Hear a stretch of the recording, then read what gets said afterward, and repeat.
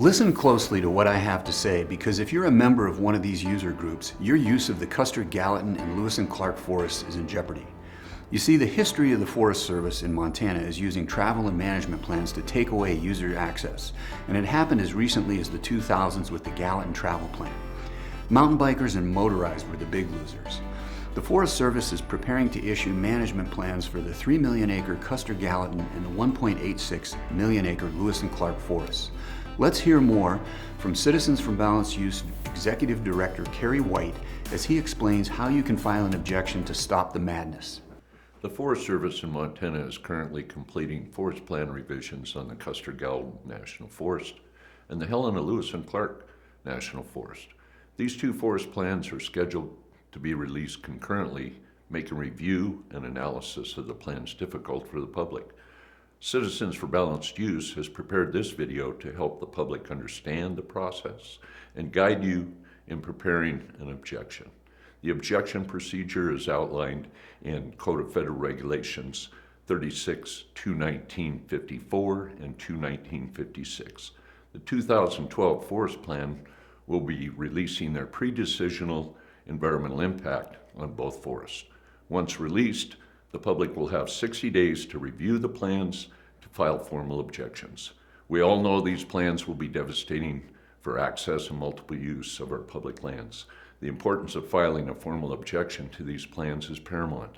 CBU was instrumental in stopping the Blue Mountain Forest Plan in eastern Oregon by helping several groups, organizations, and hundreds of people file objections. We believe with your help, we can stop the Custer Gallatin and the Helena, Lewis and Clark plans.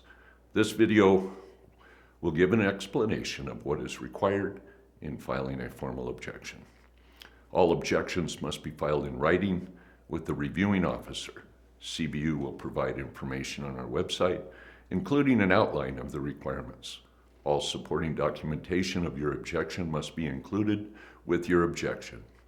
These may include all or any part of a federal law or regulation, Forest Service directives, system documents, and land management plans, or other published Forest Service documents.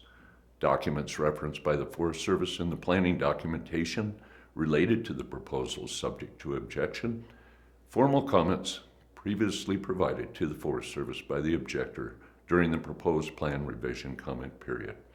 Formal comments that were provided can be either written or verbal, and could have been provided on behalf of you as a current member of a group or organization. At a minimum, an objection must include the following: the objector's name and address under 36 CFR 219.62, along with a telephone number or email address if available, signature or other verification of authorship. Upon request, a scanned signature for electronic mail may be filed with the objection. Identification of the lead objector when multiple names are listed on the objection. Verification of the lead objector if requested. The name of the plan revision being objected to, and the name and title of the responsible officer. A statement of the issues or parts of the plan revision to which the objection applies. A concise statement explaining the objection and suggesting how the proposed plan decision may be improved. If applicable, the objector should identify how the objector believes that the plan revision is inconsistent with law, regulation, or policy. A statement that demonstrates the link between prior substantive formal comments attributed to the objector and the content of the objection, unless the objection concerns an issue that arose after the opportunities for formal comment.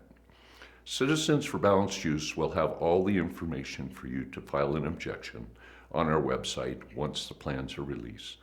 We will schedule workshops to help you file a formal objection, and we will identify the specific points of objection for you to include. More and more of our federally managed public land is being closed to all but the physically fit by unnecessary closures of roads and trails. These new forest plans will guide the future use of these lands for the next 15 to 20 years. It is important we work to protect access to these public lands for everyone. Watch for further updates from CBU as we get closer to the release date.